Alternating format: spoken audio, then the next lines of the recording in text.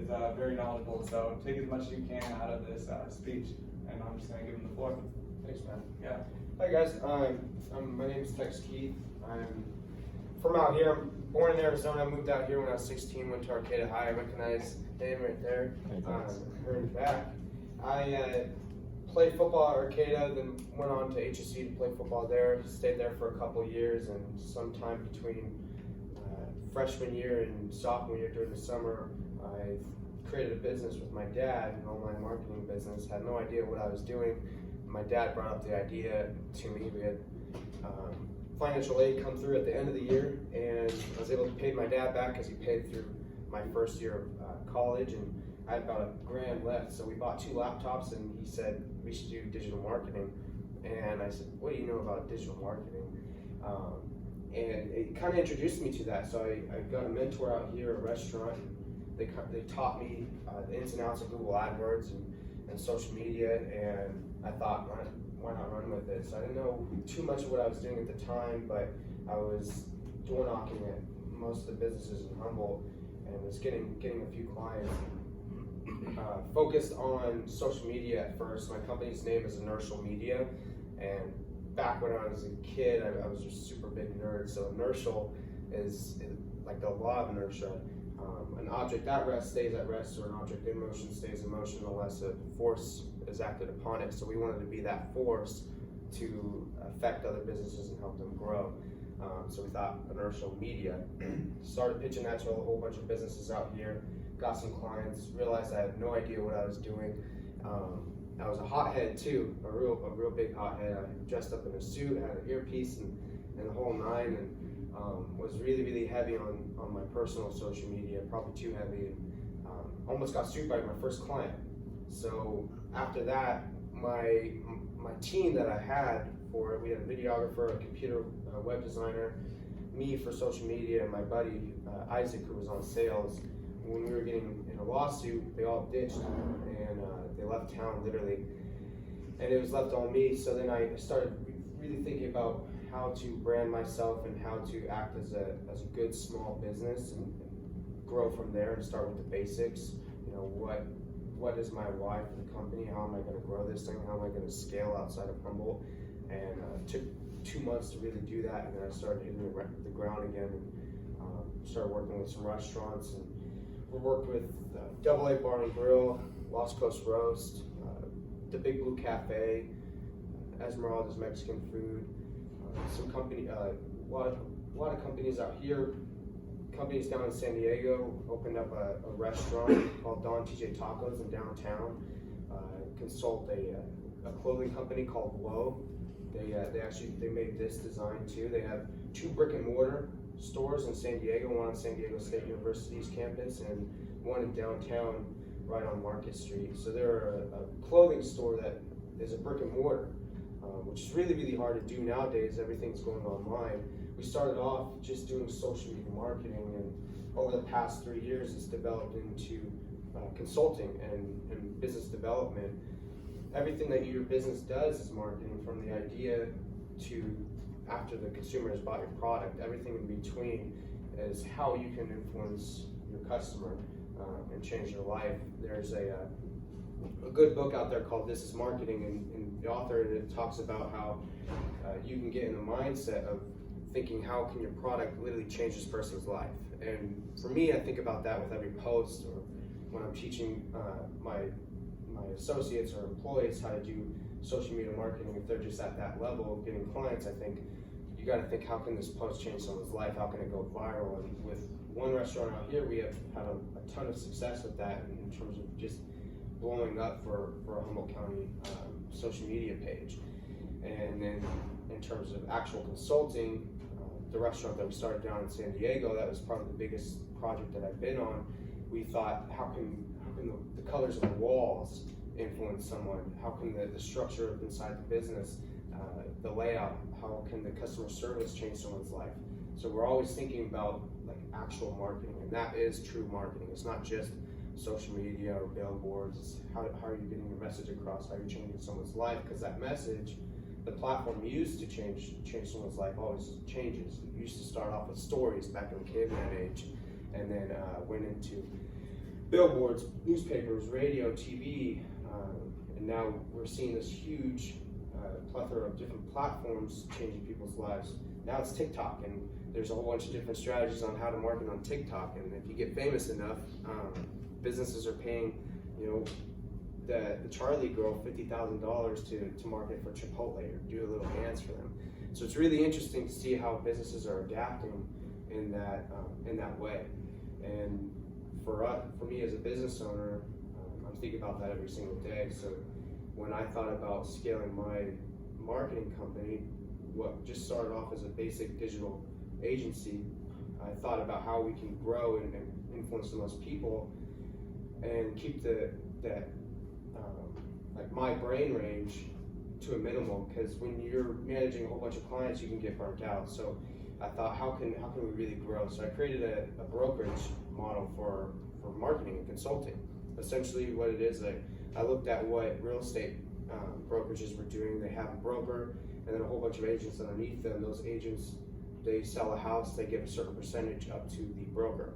I thought, well, if we could teach someone to do what we're doing, whether they're in Maryland, like a broker of ours, Parker, or in Philadelphia, like Darren, if we could teach them how to do what we're doing and we give them our reputation that we've built over the past couple of years, we can let them go on and get their own clients, and in return, we get 8% commission for what they're bringing in representing our company.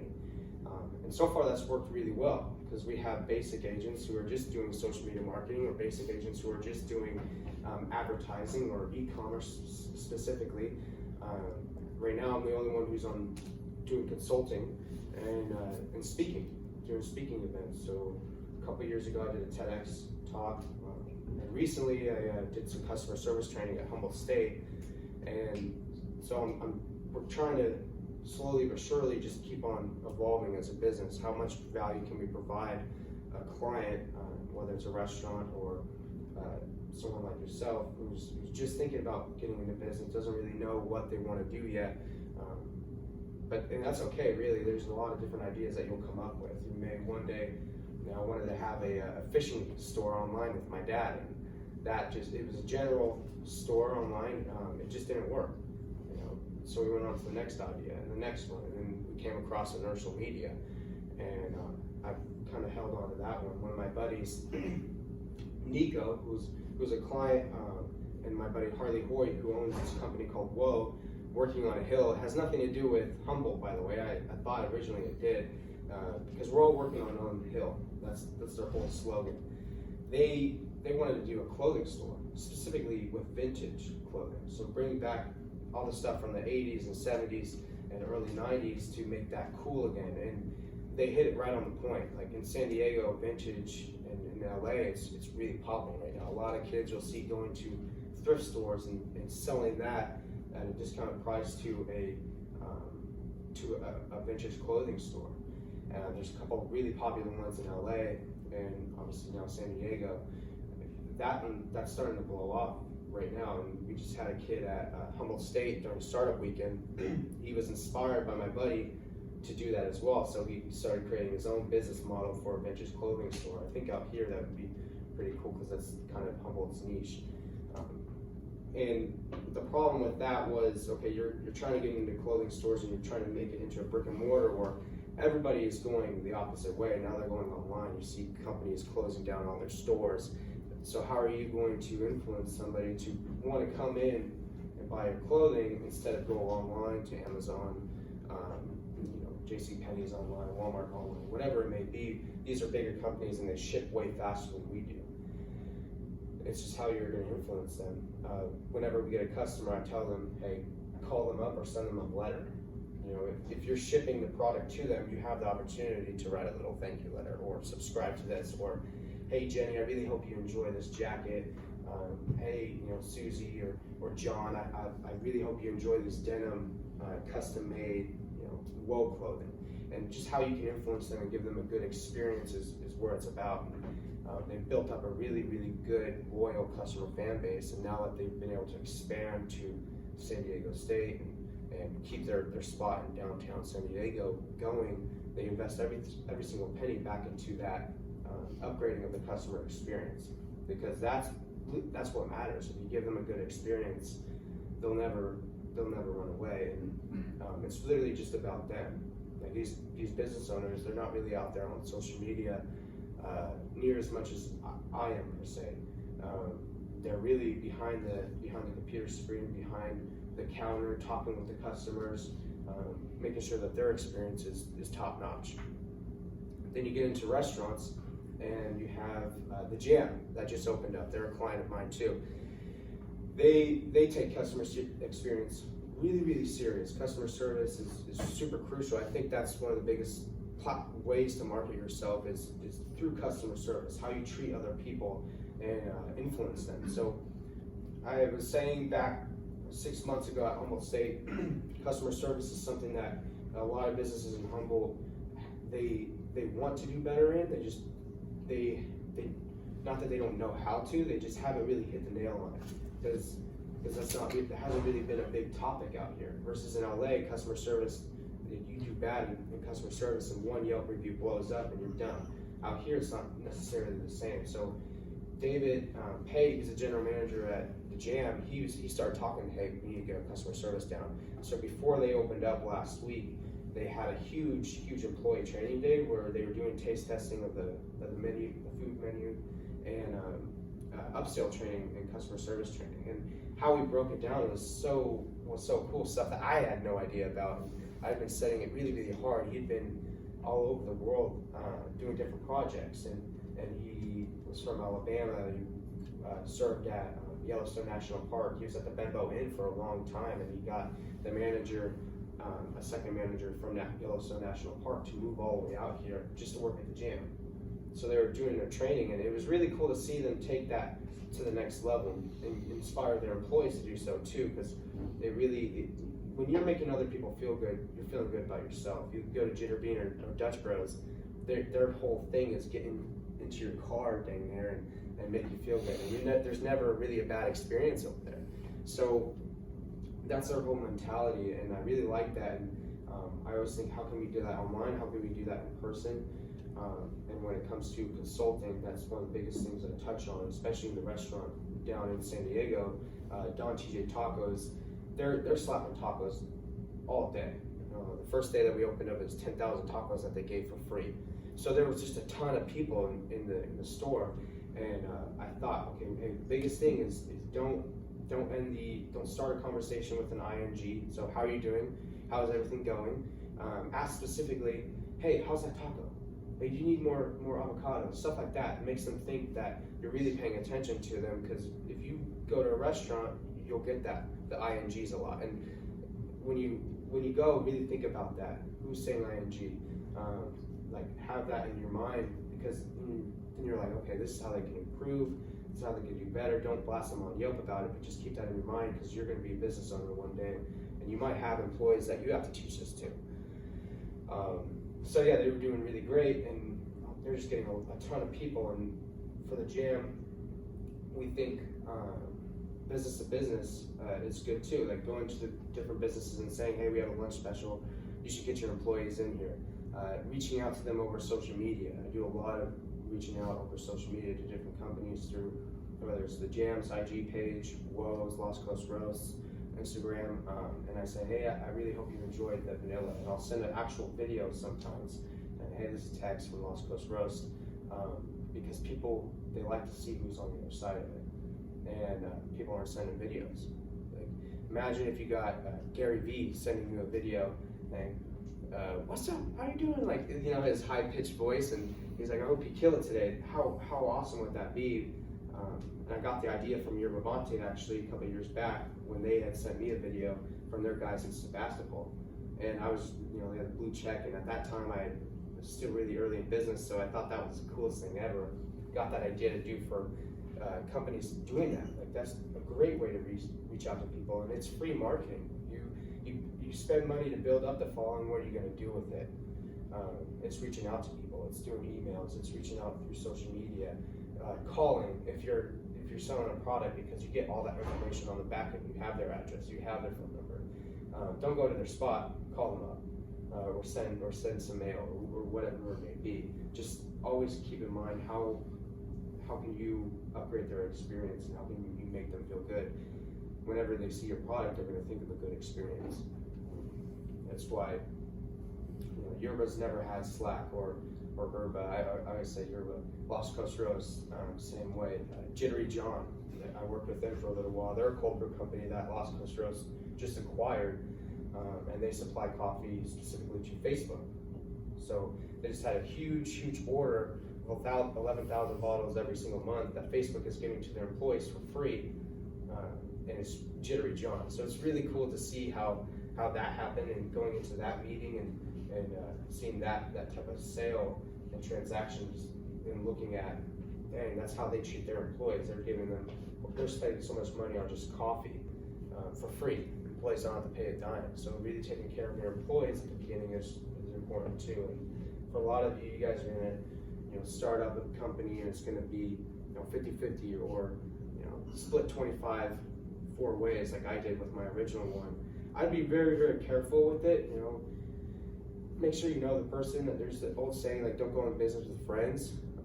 I think it works, but if you have a really trustworthy friend and it's someone that, like, you guys just vibe with, and business is your thing, you know, why not? You just have to make sure the rules are clear. That was the biggest thing I learned in my first one. When stuff hit the fan, when they ditched, you realize, okay, these aren't the type of people you want to get in business with. But when it comes to my buddy Harley Hoyt, who is a partner in Inertial and partnered in 3 other different companies, including Whoa, his whole thing is make sure the roles are established. If they're your best friend and you're really vibing on business, make sure when it's business time, it's business time, and outside of the business, you guys are still best friends. That only grows the relationship closer. It's like if you run a business with family or your mom or dad, you wouldn't want to let them down. So you have to think about it like that. Your friend has to be basically family, like a close family, not like a cousin or anything like that. Your whole mentality has to be shifted around that, so you won't let them down. That's pretty much what I do with the companies. We've worked with a whole bunch of different businesses from up here down to San Diego to my buddy Nick Gordalix out in the UK. We've helped him and consult him, and my good friend Jake Sutton, who has a ranch out in New Zealand, 6,000 acres. They do a whole bunch of hunting out there, and we've helped them build their online presence and how they can market themselves to hunters.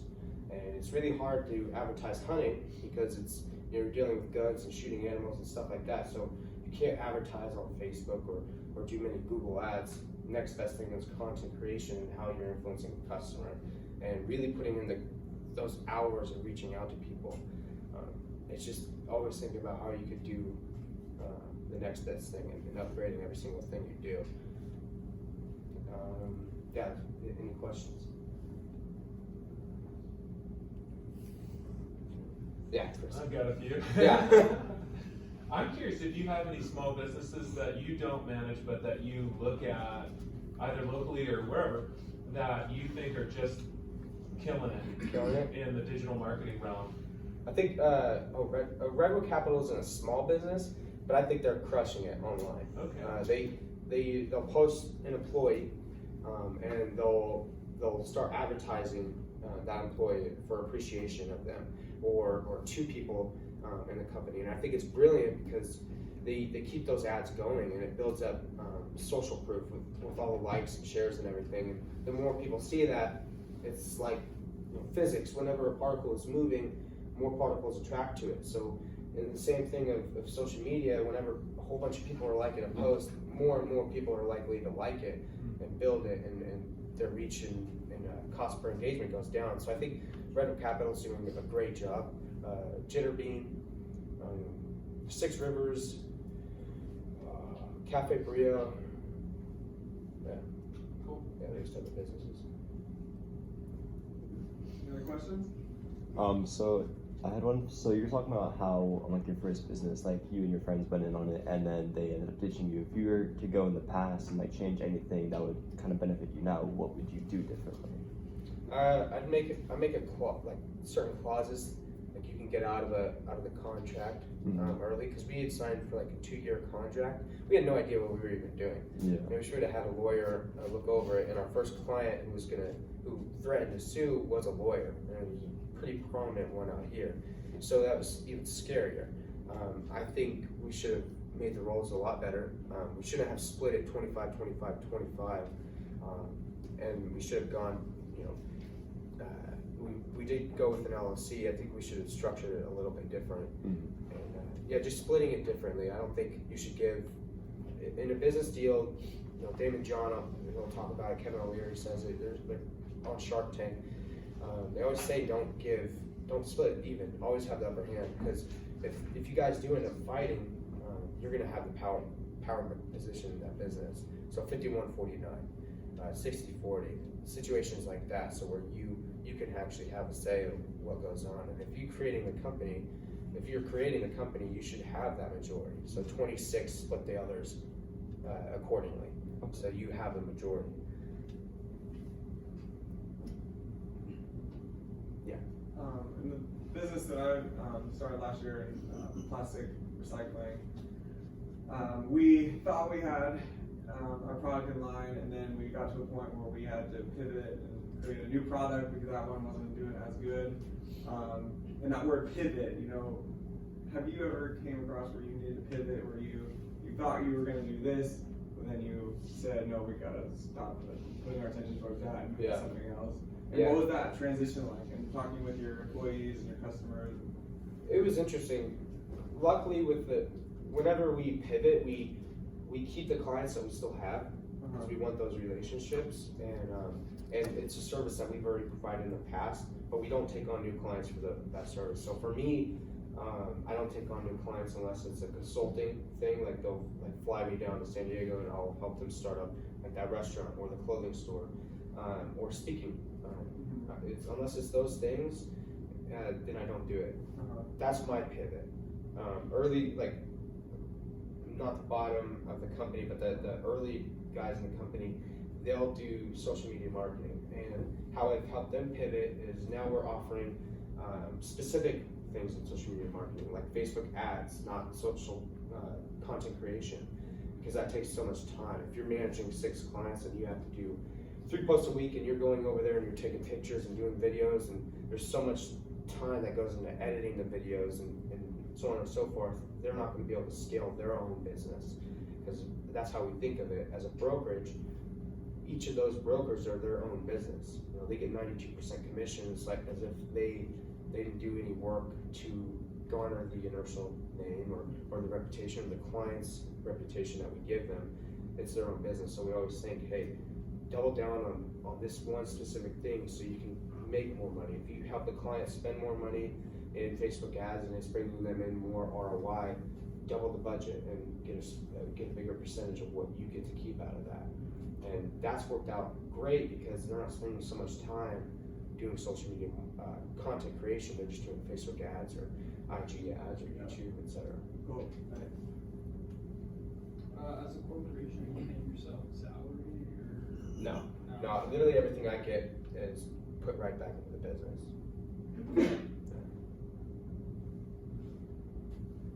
What's been the hardest part of bringing this project up into something that's running and I guess profitable?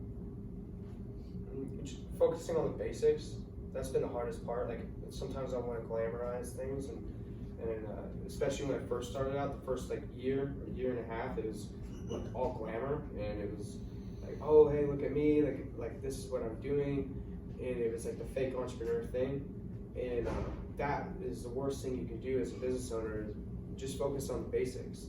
All the dudes that you see now, like whether it's Gary Vee, Ty, Grant Cardone, Warren Buffett, they didn't become big names until later on in their careers. They've been grinding their faces off for years and years.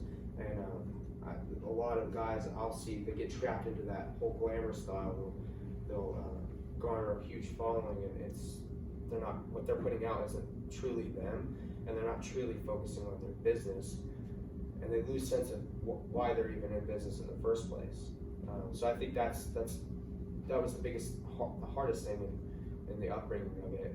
Calling clients is cold calling. That's fun. That's really fun for me, at least. because it's like I played football for a long time. It's that athletic like nature. You're in the heat. You're going after a ball, or you're throwing it out as a quarterback. Cold calling is like that for me, or getting a new client is like that for me. So I had no issue with the sales side of things. It was just the glamour, like having to post every 5 seconds on social media instead of doing your work. You can't focus on 50 different things at once.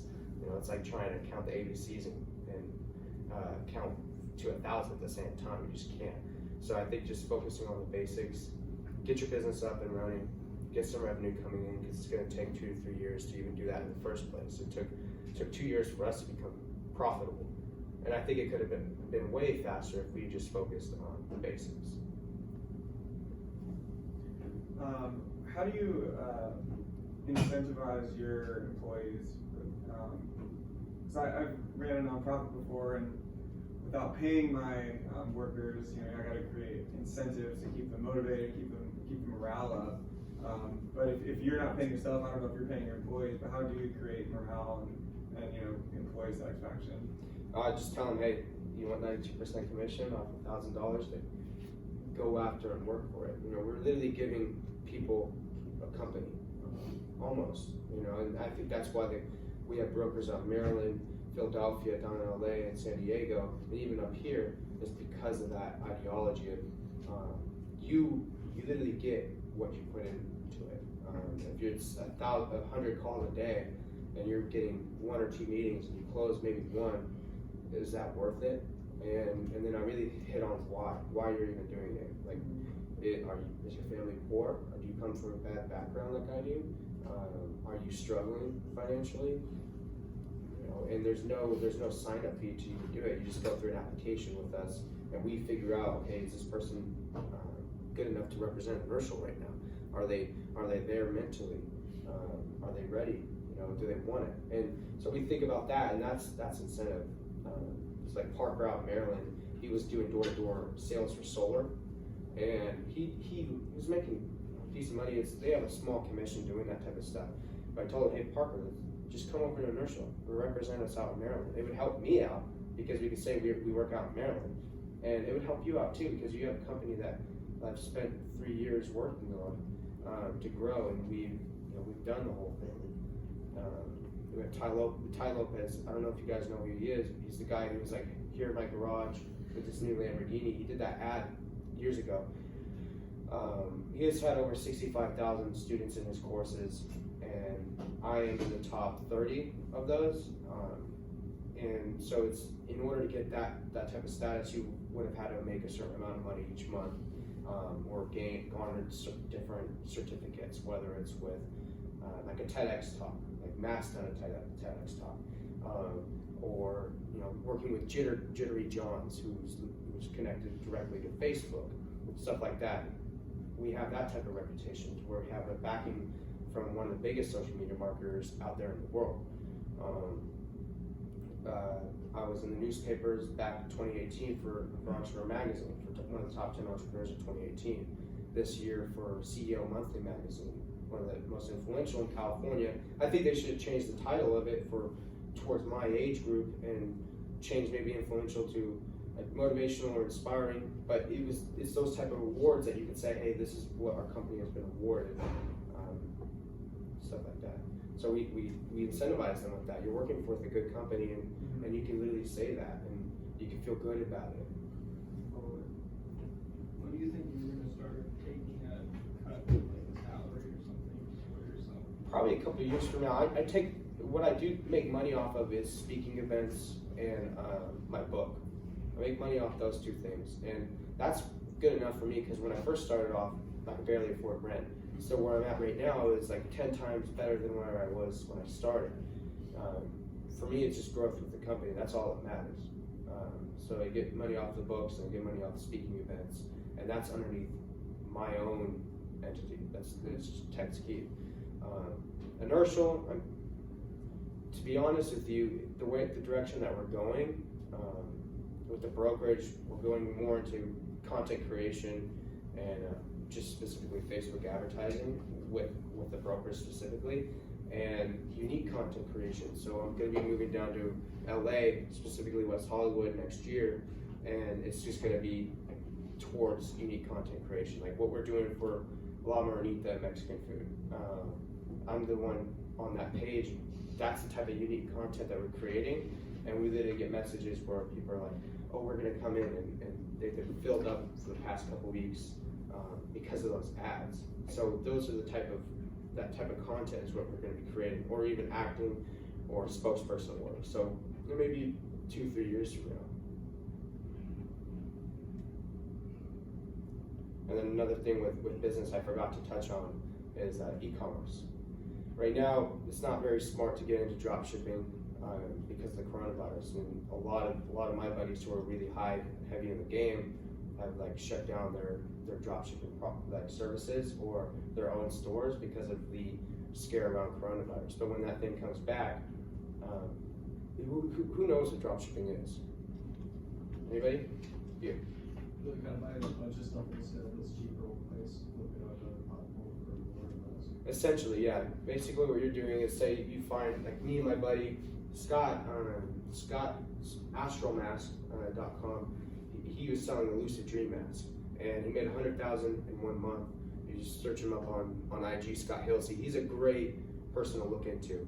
If you're gonna start an online business, e-commerce is literally at the beginning of everything. It's only been around since the beginning of the internet. So you're still really at the early stages, and it's evolving. So Scott is selling one product, one branded store. So his was the Lucid Dreaming Mask, and he called it Astral Mask, and it was literally just a video, picture, blur picture, and the product at the beginning, at the bottom, and he was selling that on Facebook. What he did was he saw that product, he went to AliExpress, or otherwise formerly known as Alibaba, and he saw that at a wholesale price. What he did was he created a website, and he connected that product to his website, so when people bought through his website, the supplier fulfilled the order, and he got his chunk of change. So if it's like a $1 phone case like that I did with Scott 2 years ago, there's a nanosecond case. We had 10,000 orders on the case, one site, one Facebook video, and one Facebook page for that. It was just one product, and we did 10,000 orders, and we got the phone case at $1.53, sold it for $13, and we added shipping to that. Now, the problem at the time with drop shipping was it's taken up to 4 to 6 weeks for the product to even get to the person. That's horrendous when you have competitors like Amazon where you can get it almost the next day, depending on what city you're in. So we started thinking about that, and I told Scott, how are you going to go against that? Because originally it was everybody's selling watches and rings and stuff in general product stores online, and just kind of failing with it. It evolved to one product, and now there's a platform out there called Zendrop, Drop, and what it does is it expedites the shipping time. So these guys find good suppliers, they source your product to those suppliers, and you can get the product within 5 to 7 days shipping. So it's only evolving, and he's doing one product branded stores, making a killing off one product, one video, one site, one Facebook pixel, and he's crushing it. And a buddy of mine down there just doing e-commerce, he turned 18, and I loved his caption. He was like, turning my birthday into a lifestyle, just turned 18, going into e-commerce. And it's insane because you see kids who are like 16 working through their parents' bank account, but they're making a ton of money, way more money than I could ever make in the past 5 years, doing that in a month. And it just opens up your mind to the opportunity that there is online. And people are gonna say, oh, it's saturated. I'll tell you what, literally everything in this world is saturated as a business. You know, Damon John, he started FUBU. His clothing was saturated at his time. He still turned it into a $6 billion business. Marketing, saturated. It's just how can you upgrade to the next level? I thought the brokerage, and that's why I got in Entrepreneur Magazine, was because of the brokerage model. And now it's going into entertainment and content creation. So it's just, everything's going to be saturated. It's just how can you work harder, and how can you be smarter, and just think what's the next thing? Like a general store online selling a water bottle, a phone case, you know, whatever the baggie, it's not gonna work. Be very specific and very creative with what you're doing, and you'll be fine. So it's just, I always say that, just be creative, be unique and be creative, and you'll get out of the pack. It's gonna take your due time, 2 to 3 years. Like, one last question. Cool, sweet text. Thank you so much, man. That was great.